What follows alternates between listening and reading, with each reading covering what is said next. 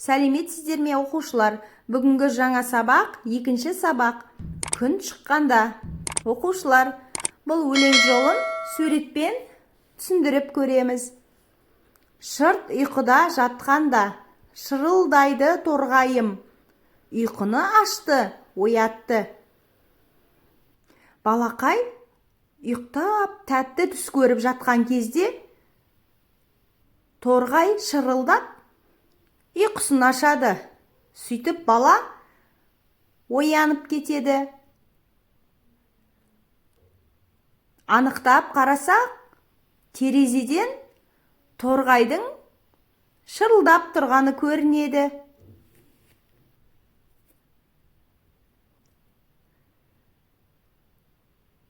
Мал масайрап өрісте, құрт құмырсқа бәрісте, тұр көкешім күн шықты. Малдар рахаттанып өрісте жүр.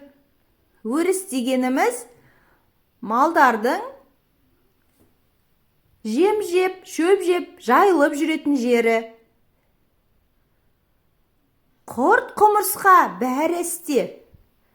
Яғни күн жылынған кезде, күн шыққан кезде құрттар да жерден сыртқа қарай шығып, өздерінің тіршіліктерін жасайды екен.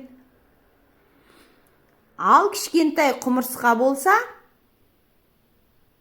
үйіне азық тасып, ол да өзінің тіршілігін жасап жатыр.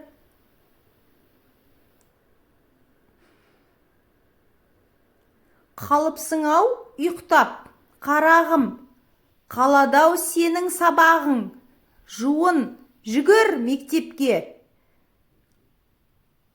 Балақайға үйіндегілер айтып жатыр. Ұйықтап қалыпсың ғой қарағым, сенің сабағың қалып қояды. Тұра ғой, жуын, мектепке жүгір дейді. Себебі мектеп біздің білім алатын жеріміз. Ашасын көзді сабақтан, аласың білім кітаптан, боласың адам мектепте. Білімді кітаптан аласың дейді. Мектепте адам боласың, білім аласың. Үлкен саналы азамат болып қалыптасуымызға осы мектеп көп көмек береді. Оқушылар, сіздерге сабақ түсінікті болды ма? Олай болса, суретті әдебиет каналына тіркеліп, достарымызды шақырайық.